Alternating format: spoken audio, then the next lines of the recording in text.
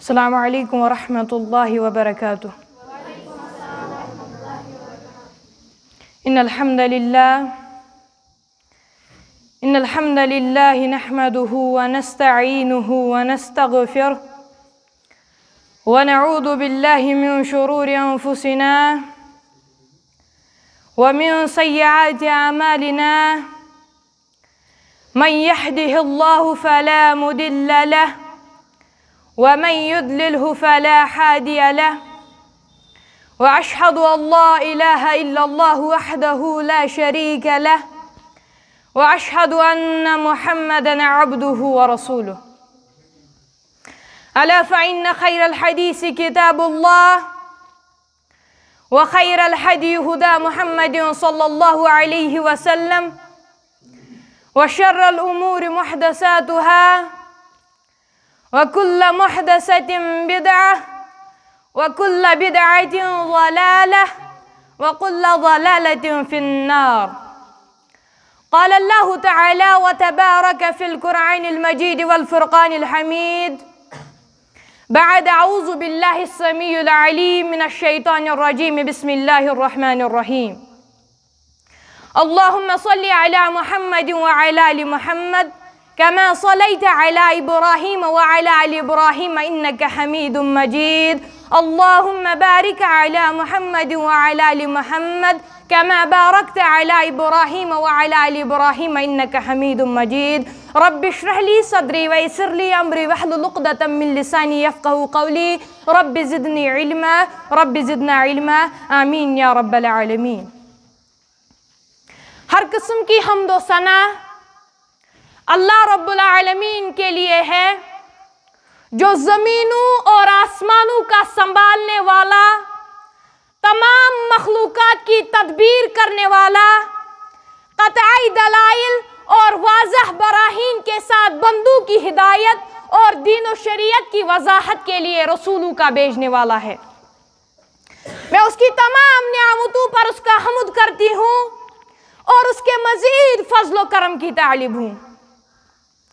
محترم اساتذہ کرام اور گلشن کتاب و سنت کے مہکتے پھولوں، آج مجھے جس عنوان پر گفتگو کرنے کا موقع ملا ہے وہ ہے شان ابو بکر صدیق رضی اللہ عنہ۔ فقد نصرہ اللہ اذ اخرجہ الذین کفروا ثانی اثنین اذ ہما فی الغار اذ یقول لصاحبہ لا تحزن ان اللہ معنا۔ تو بلا شبہ اللہ نے اس کی مدد کی جب اسے ان لوگوں نے نکال دیا جنہوں نے کفر کیا، جبکہ وہ دو میں سے دوسرا تھا، جب وہ دونوں غار میں تھے، جب وہ اپنے ساتھی سے کہہ رہا تھا غم نہ کر بے شک اللہ ہمارے ساتھ ہے۔ یہ پروانے ہیں شمع باغ حرا کے، فدائے نبی اور مقرب خدا کے، نمونے ہے یہ سیرت انبیاء کے، یہ پتل وفا کے، یہ پیکر حیا کے۔ محترم اساتذہ کرام اور میرے ہم مکتب ساتھیوں، آج میں جس گلشن محمدی کے پھول کی خوشبو بکھیرنے چلی ہوں، ایک ایسی ہستی ہے جس کا تعارف عرش والے نے ثانی اثنین اذ ہما فی الغار، جبکہ وہ دو میں سے دوسرا تھا، جب وہ دونوں غار میں تھے کہہ کر کروایا ہے۔ حضرات محترم، جب میں نے اس ہستی کی شان کا عمیق نظر سے مطالعہ کیا تو ایک سوال سطح ذہن پر ابھرا کہ ہجرت کے موقع پر آپ صلی اللہ علیہ وسلم نے اپنی رفاقت کے لیے ابو بکر کو کیوں منتخب فرمایا، اور ایام مرض الموت میں صحابہ رضی اللہ عنہم کی امامت کا تاج ان کے سر پر کیوں رکھا؟ اس کا جواب اس انداز میں ملا کہ حضرت صلی اللہ علیہ وسلم کی نبوت اور رسالات پر سب سے پہلے ایمان لانے والے ابو بکر، دین اسلام کی تبلیغ کے لیے اپنا تن، من اور دن قربان کرنے والا ابو بکر، صفائی پاک تینت کا مالک ابو بکر، اس جہاں ہست و بود کو ہمیشہ تاباں درخوشا رکھنے والا ابو بکر، ہر حال میں اپنی جان و مال کو اسلام کی راہ میں نچھاور کرنے کا عزم رکھنے والا ابو بکر۔ اگر اس آدم خاکی کے حالات کا مطالعہ کیا جائے تو تب و تاب جاودانہ حقیقت سامنے نظر آتی ہے کہ انسانی عقل دنگ رہ جاتی ہے۔ جب میں نے اسے غرباء و مساکین کی مدد کرتا ہوا دیکھا تو اس نتیجے پر پہنچی کہ اس کا اصل کام ہی یہی ہے۔ اگر صدائے حق بلند کرتا ہوا اور اسلامی اصولوں کی اشاعت کے لیے سرگرداں دیکھتی ہوں تو ذہن میں آتا ہے کہ اس جدوجہد کے سوائے سے کسی چیز سے واسطہ ہی نہیں۔ اگر عبادت کے لیے دربار خداوندی میں کھڑا دیکھتی ہوں تو خیال گزرتا ہے کہ عبادت کے علاوہ یہ شخص کسی چیز سے دلچسپی ہی نہیں رکھتا۔ حضرات محترم، صدیق وہ ہستی ہے جس کی ایمانی غیرت کا یہ حال کہ جب فخاص وحی الہی اللہ تعالیٰ کا مذاق اڑا رہا تھا تو برداشت نہ کر سکے، چشم غضب سے دیکھا اور اس قدر زوردار تماچا اس کے منہ پر دے مارا کہ اس کے اوسان خطا ہو گئے۔ کہاں ہے دشمن خدا؟ اگر مسلمانوں اور یہودیوں کے درمیان معاہدہ نہ ہوتا تو میں ابو بکر تیری گردن تن سے جدا کر دیتا۔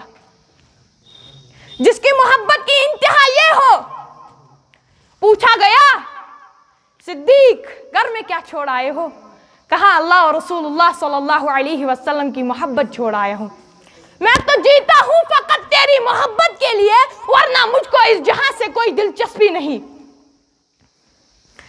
نہیں جانتا ہوں میں کفر و ایمان کیا ہے، کہ نہیں جانتا ہوں میں کفر و ایمان کیا ہے، تم جو کر رہے ہو کیے جا رہے ہیں۔ حضرات ذی وقار، صدیق وہ ہستی ہے جس کی صداقت کی گواہی عرش والے نے یوں کہہ کر دی، والذی جاء بالصدق وصدق بہ، اور وہ شخص جو سچ لے کر آیا اور جس نے اس کی تصدیق کی، یہی لوگ بچنے والے ہیں۔ اور کہیں جنت کی ضمانت دیتے ہوئے یوں فرمایا، انک یا ابا بکر اول من يدخل الجنت من امتی، تمہیں ابو بکر یقیناً میری امت کے وہ فرد ہو جو سب سے پہلے جنت میں داخل ہوں گے۔ جس کے لیے زبان نبوت سے صدا آئی، اے ابو بکر تو وہ شخص ہے جس کو کل قیامت کے دن جنت کے 8 دروازوں سے پکارا جائے گا۔ اور سن لو، صدیق کی شان میں گستاخی کرنے والا سن لو، جب تلک میرے جسم میں خون کا آخری قطرہ ہے تب تک صدیق کی شان بیان کرتی رہوں گی۔ اپنے جسم کو چھلنی کروانا تو گوارا کر سکتی ہوں، لیکن صدیق کی شان میں گستاخی برداشت نہیں کر سکتی۔ اسے صدیق ذات خدا نے کہا، اسے صدیق مصطفیٰ نے کہا، اسے صدیق مرتضیٰ نے کہا، یوں ہی صدیق سب اولیاء نے کہا۔ میں بھی کہتی ہوں کہ صدیق صدیق ہے، جو صدیق کو صدیق نہ مانے وہ زندیق ہے۔ وآخر الدعوانا ان الحمد للہ رب العالمین۔ السلام علیکم ورحمۃ اللہ۔